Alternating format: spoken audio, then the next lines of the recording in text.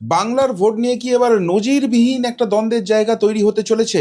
এবং নির্বাচন কমিশন নয়, শেষ পর্যন্ত মহামান্য সুপ্রিম কোর্টে গিয়ে কি কবে বাংলায় নির্বাচন হবে সেই ফয়সলাটা হবে? এই জল্পনা কিন্তু চারিদিকে উঠে গেছে। কেন উঠছে তার একাধিক কারণ রয়েছে। আপনারা জানেন মহামান্য সুপ্রিম কোর্টের নির্দেশে গত 28 তারিখ, 28শে ফেব্রুয়ারি ফাইনাল লিস্ট বেরিয়েছে, কিন্তু সেই ফাইনাল লিস্টে যেটা হয়েছে 60,67,000 সামথিং নেম এখনও কিন্তু অ্যাডজুডিকেশনের আন্ডারে রয়েছে, অর্থাৎ বিচারাধীন রয়েছে। এবং এই জায়গাটাই কিন্তু সব থেকে কনফিউজিং জায়গা হতে চলেছে। কেন কনফিউজিং জায়গা হতে চলেছে? যেটুকুনি জানা যাচ্ছে এখনও অবধি প্রায় 500 মতো বিচারপতি রয়েছেন যারা এই ভ্যালিডেশনের কাজে লেগে গেছেন, কিন্তু এখনও অবধি যে ভ্যালিডেশনটা করা সম্ভব হয়েছে সেটা প্রায় 4 লক্ষ মতো ভোটার। এবং এই 4 লক্ষ ভোটারের মধ্যে 75%-এর ক্লিয়ারেন্স এসছে, অর্থাৎ 3 লক্ষ ক্লিয়ারেন্স এসছে। কেন 3 লক্ষ ক্লিয়ারেন্স এসছে তার কারণ হচ্ছে ম্যাক্সিমাম নেম এখন অবধি যা চেক করা গেছে সেগুলো দেখা যাচ্ছে যে হিন্দু নাম চেক করা গেছে।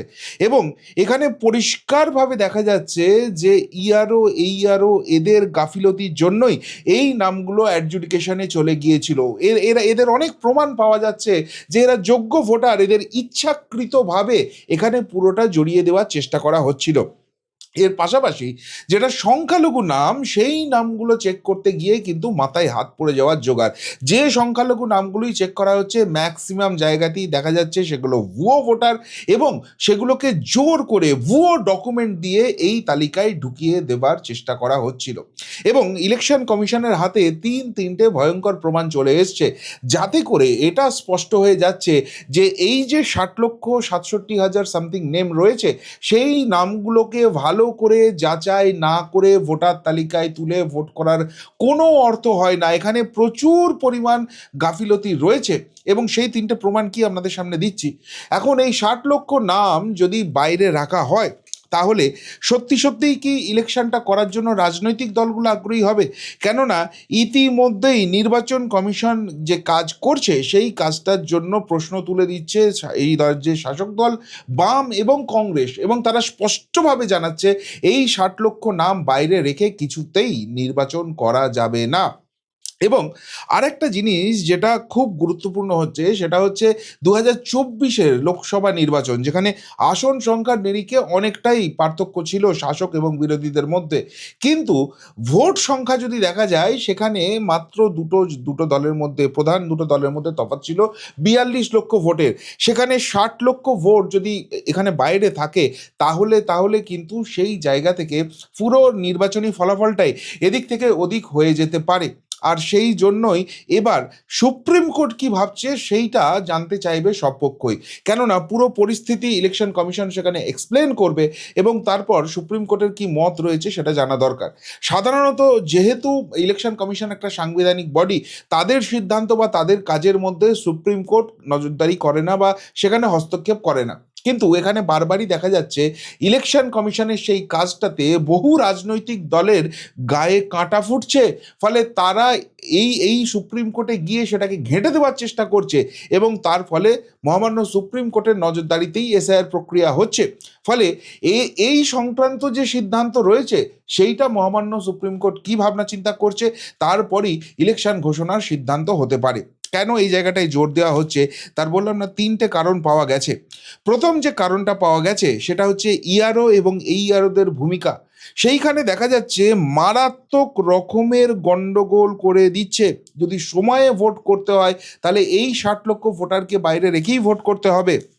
এবং ইআরও এইআরওদের কিছু কিছু ক্ষেত্রে অনিচ্ছাকৃত ত্রুটি বোঝা যাচ্ছে, একটা দুটো নাম সেখানে চলে এসছে, কিন্তু বেশ কিছু ইআরও এবং এইআরওর ক্ষেত্রে দেখা গেছে যে ইচ্ছাকৃত গাফিলতি হয়েছে।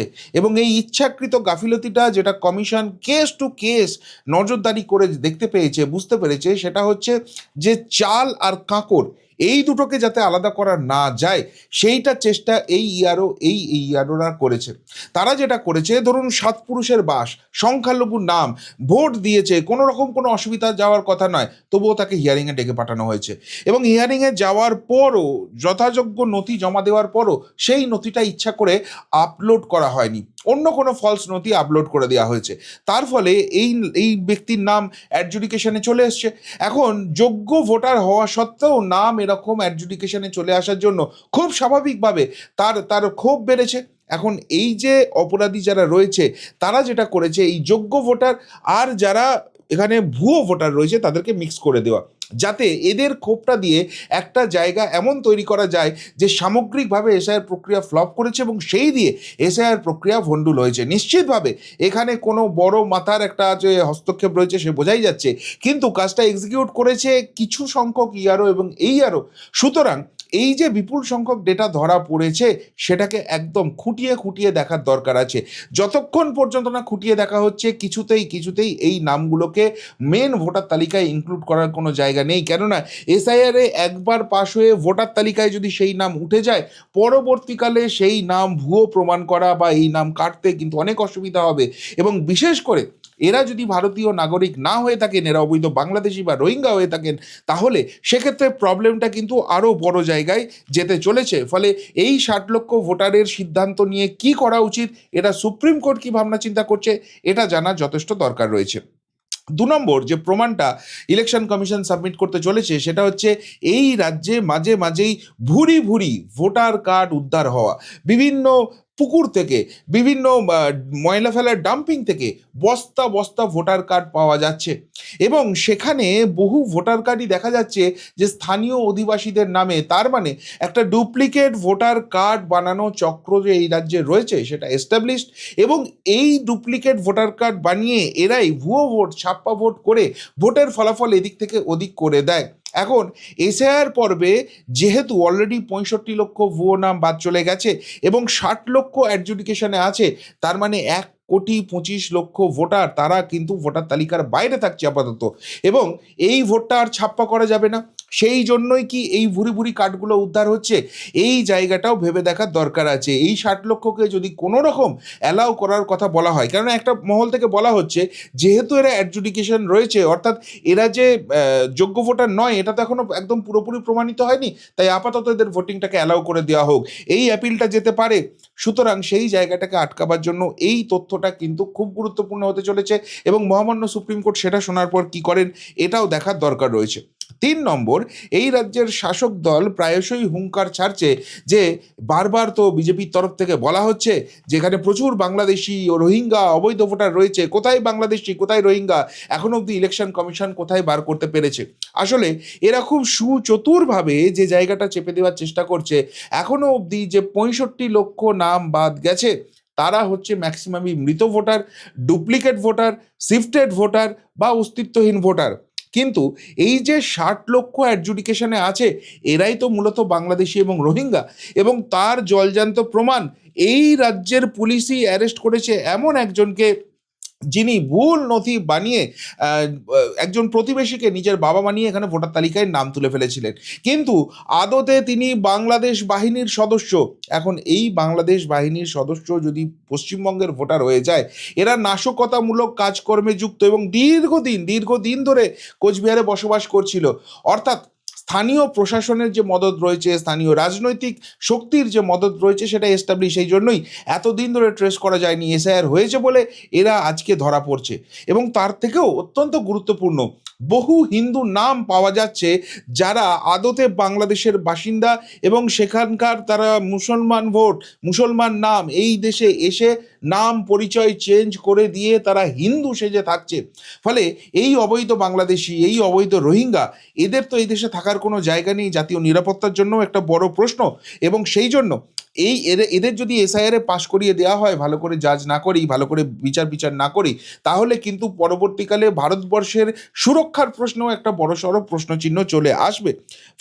ফলে এই জায়গাটাই কিন্তু বারবার ইলেকশন কমিশন জোর দেবে, এবং সেই জায়গা থেকে মহামান্য সুপ্রিম কোর্ট কি নির্দেশ দেন সেই দিকেই কিন্তু নজর থাকবে যে ঠিক আছে এই 60 লক্ষকে বাদ রেখেই তোমরা আপাতত ভোট করো, এই 60 লক্ষকে ইনক্লুড করে ইমিডিয়েটলি ভোট করে দাও, বা এই 60 লক্ষ যাচাই অবধি অপেক্ষা করো এবং তারপর ভোট করো। তার ফলে এই জায়গাটাতেই কিন্তু নির্ভর করছে কবে পশ্চিমবঙ্গের ভোটটা শেষ পর্যন্ত হতে চলেছে। অন্যদিকে এই রাজ্যে যে এখনই ভোট করাতে শাসক দল খুব একটা আগ্রহী নয়, সেটা কিন্তু ইলেকশন কমিশনের যে রিভিউ মিটিং হচ্ছে সেখানে এস্টাবলিশ হয়ে যাচ্ছে। আপনারা জানেন ভোট প্রস্তুতির একটা মিটিং ছিল এবং সেখানে দেখা যাচ্ছে দুই জেলা দক্ষিণ চব্বিশ পরগনা এবং কুচবিহার তারা নাকি ডাহা ফেল করেছে। বুথ থেকে শুরু করে ভিভিপ্যাট থেকে শুরু করে পুলিশি ব্যবস্থা থেকে শুরু করে সমস্ত জায়গাতে তারা ফ্লপ করেছে। তারা কোনো কিছুর জন্য প্রস্তুত নয় এবং শুধু এই একবার তারা ফেল করেছে এমন ব্যাপার কিন্তু নয়। এর আগে 14 তারিখ লাস্ট ডেট ছিল, 13 তারিখ একটা রিভিউ মিটিং ছিল ওই এসআইআর এর নথি যাদের হিয়ারিংয়ে ডাকা হয়েছে সেই আপলোডিংয়ের ব্যবস্থা নিয়ে। এবং সেখানে যেটা দেখা যাচ্ছে সেই মিটিংয়েও এই দক্ষিণ চব্বিশ পরগনা জেলা, এই কোচবিহার জেলা তারা কিন্তু ডাহা ফ্লপ করেছিল। অর্থাৎ একদিকে ভাইপো মডেল, একদিকে উদু মডেল, দুটো মডেলই কিন্তু কাজ করছে। তার মানে এখানে প্রশ্ন উঠে যাচ্ছে, এই ফেলিওরটা কি ইচ্ছাকৃত? এখানে প্রশাসন কি পুরোপুরি ভাইপোর পায়ে ডাইভ দিয়ে দিয়েছে, ওখানে উদু গুন্ডার পায়ে ডাইভ দিয়ে দিয়েছে, সেই জন্য তাদের কথা মতো যাতে ভোটটা এখনই না করা যায়, পুরো এসআইআর প্রসেসটা ঘেঁটে দেওয়া যায়, সেই জন্য কি এই ধরনের কাজকর্ম করছে? এখানে এইটা নিয়ে কিন্তু চূড়ান্ত জায়গা শুরু হয়েছে। ফলে খুব খুব ভালো করে নির্বাচন কমিশন বুঝতে পারছে যে এত সাকসেসফুলি এসআইআর করার পরও এই রাজ্যে সুষ্ঠুভাবে ভোট করতে গেলে এবার কিন্তু অনেক এক্সট্রা এফোর্ট দিতে হবে। ওই আগের বারেরগুলোর মতো চোখ বুজে থাকলে হবে না। ফলে ইলেকশন কমিশন কিন্তু এবারে অত্যন্ত স্ট্রিক্ট হতে চলেছে, বিশেষ করে বাহিনী নিয়ে। বিশেষ করে যেখানে বিভিন্ন জেলা প্রশাসন দেখা যাচ্ছে যে পুলিশি ব্যবস্থাটাই ঠিক করতে পারছে না। এবং অতীতেও অভিযোগ উঠেছে এই বাহিনী যখন আসে তারা পুলিশের আন্ডারে থাকে আর পুলিশ তাদেরকে উল্টো পাল্টা জায়গায় নিয়ে চলে যায়, যেখানে অশান্তি নেই সেইখানে নিয়ে চলে যায়, যেখানে অশান্তি আছে সেখানে সহজে পৌঁছতে দেয় না, মাঝখান থেকে উন্নয়ন বাহিনী ভোট লুট করে নিয়ে চলে যেতে পারে। ফলে নির্বাচন কমিশন এবার কিন্তু কিছু কড়া পদক্ষেপ নিচ্ছে, যার মধ্যে একটা অন্যতম ছিল পুলিশের যে নোডাল অফিসার রয়েছে অর্থাৎ কেন্দ্রীয় অফিসার রয়েছেন এবং কেন্দ্রীয় বাহিনী যিনি নোডাল অফিসার রয়েছেন তাদেরকে নিয়ে ইলেকশন কমিশন একটা মিটিং করেছে। এবং সেখানে এই অতীতের প্রশ্নগুলো উঠেছে যে বাহিনী এসেছে তাদেরকে বসিয়ে রাখা হচ্ছে, তাদেরকে সঠিকভাবে ইউটিলাইজ করা হচ্ছে না, বাহিনীকে অনেক সময় খাবার দাবার তাদের আনন্দ উৎসব করার অনেক কিছু সাপ্লাই করে দেওয়া হচ্ছে, ফলে বাহিনী চোখ বুজে থাকছে। এবার কিন্তু সেটা করলে হবে না, বাহিনীর ক্ষমতা অনেক বাড়াতে হবে। এই পুলিশ এই প্রশাসনের উপর কোনো আস্থা নেই। ফলে সেখানে ওই নোডাল অফিসারদের মিটিংয়ে একটা আউটপুট বেরিয়ে এসছে যেটা কিন্তু মারাত্মক হতে চলেছে। সেখানে বলা হয়েছে যে শুধু জিপিএস ট্র্যাকিং দিয়ে পুরো বাহিনীটা কোথায় যাচ্ছে সেটা দেখলে হবে না, এবার জওয়ানদের যে উর্দি রয়েছে সেই উর্দিতে বডি ক্যাম ইনস্টল করতে হবে। ফলে সেখানেই সবটা ক্যাপচার হবে যে আশপাশে কি ঘটনা রয়েছে, কোনো নেতা ঘুষ টুস দিতে আসার চেষ্টা করছে কিনা, তাদের প্রভাবিত করার চেষ্টা করছে কিনা, সঠিক জায়গায় তারা পৌঁছচ্ছে কিনা, সব কিছু দেখেও তারা চোখ বন্ধ করে আছে কিনা, সমস্তটা ওই বডি ক্যামে রেকর্ড হয়ে যাবে। এর পাশাপাশি যেহেতু পুলিশ প্রশাসনের উপর আস্থা নেই, এবার যেটা কমিশন সিদ্ধান্ত নিচ্ছে এই বাহিনীকে সরাসরি মনিটর করবে কমিশন এবং থ্রু অফিসার্স, এই কেন্দ্রীয় বাহিনীর তরফে কিছু অফিসার্স থাকবেন, তারাই শেষ অথরিটির কথা বলবেন, পুলিশ প্রশাসনের উপর আর ডিপেন্ড করা হবে না। এবং কোথাও যদি এই জিনিসটাকে হ্যান্ডেল করতে বাহিনী ব্যর্থ হয় তাহলে সম্পূর্ণ দায় এবং দায়িত্ব সেই অফিসারের উপরে যাবে। ফলে কেন্দ্রীয় বাহিনী কিন্তু এবার অনেক হাত পা খোলা থাকবে, তারা কিন্তু অনেক নিরপেক্ষভাবে কাজ করতে পারবে এবং তাদেরকে অনেক সদর্থক উপায়ে ব্যবহার করার জন্য ইলেকশন কমিশন নিজে মরিয়া। না হলে তারা বুঝতে পারছে এত কিছু করার পরও বাংলার জনগণকে স্বচ্ছ ভোট দেওয়া যাবে না, ভোট উপহার দেওয়া যাবে না। এর পাশাপাশি কমিশন আর একটা জিনিসও এবার অত্যন্ত গুরুত্ব দিচ্ছে, সেটা হচ্ছে ভোট কর্মী। এবারে কমিশনের হিসেবে বাংলার ভোট অত্যন্ত রক্তক্ষয়ী হতে চলেছে, কেননা এখানকার যা ইকুয়েশন চলছে, পলিটিক্যাল ইকুয়েশন চলছে, সেখানে খুব টেন্সড সিচুয়েশনে ভোটটা হবে। এবারের ভোট একতরফা ভোট হবে এমন জায়গাটা নয়।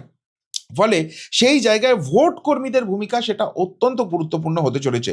ফলে ভোট কর্মীদের এবার মোট তিন দফায় ট্রেনিংয়ের ব্যবস্থা হবে। প্রথম দফায় যে ট্রেনিংটা হবে সেটা সার্বিকভাবে সবার জন্যই ট্রেনিংটা থাকছে, যে ভোটের যে প্রোটোকল হেন তেন ব্যাপার রয়েছে সেই সমস্ত কিছু হচ্ছে। দ্বিতীয় দিন যে ট্রেনিংটা হবে সেটা প্রিসাইডিং অফিসার এবং ফাস্ট পোলিং অফিসারদের জন্য স্পেসিফিক হবে, যেখানে পরিষ্কারভাবে কিভাবে মকপোল হবে, কিভাবে অ্যাডভার্স সিচুয়েশন হ্যান্ডেল করতে হবে, কিভাবে সেখানে ভোট লুটের চেষ্টা হলে তারা বাহিনীর কাছে পৌঁছতে পারবে, কমিশনের কাছে পৌঁছতে পারবে। নিরপেক্ষ ভোটে এদের ভূমিকা সবথেকে গুরুত্বপূর্ণ হতে চলেছে এবং সেই নিয়ে স্পেশাল ট্রেনিং হতে চলেছে। এবং 3 নম্বর দিন আরও গুরুত্বপূর্ণ, সেদিনকে আবারও সবাইকে ডাকা হবে এবং অ্যাজ এ ভোটিং টিম, অর্থাৎ শুধুমাত্র ফাস্ট পোলিং অফিসার বা প্রিসাইডিং অফিসার নয়, পুরো যে টিমটা কাজ করবে এক একটা বুথে, সেই টিমের সমন্বয় বাড়ানোর ট্রেনিংটা দেওয়া হবে, যে আপৎকালীন সিচুয়েশনে কিভাবে হ্যান্ডেল করবে, যদি দেখা যায় যে পরিস্থিতি হাতের বাইরে চলে যাচ্ছে সেখানে কিভাবে ব্যাপার রয়েছে, সেই সমস্ত কিছু রয়েছে। ফলে ভোট যবেই হোক না কেন কমিশন কিন্তু পুরোপুরি প্রস্তুত। এবং আরেকটা জিনিসও জলের মতো স্পষ্ট হয়ে যাচ্ছে, সেটা হচ্ছে ভোট যবেই হোক না কেন শাসক কিন্তু ভয়ের আতঙ্কে কাঁপছে এবং ভোটটাকে ঘেঁটে দেওয়ার চেষ্টা করছে। একদিকে অনুপ্রাণিত ইআরও তাদেরকে দিয়ে এসআইআর ভুল ডেটা, অন্যদিকে অনুগত যারা জেলা প্রশাসক রয়েছেন তাদের দিয়ে ভোটিং সিস্টেমটাই রেডি করতে না দেওয়া, যাতে ভোটটা এখনই না করতে দেওয়া যায়, এবং যখনই ভোট করবে তখন কমিশন যেন মুশকিলে পড়ে এবং সেই ফাঁকে লুঠে নেওয়া যায়।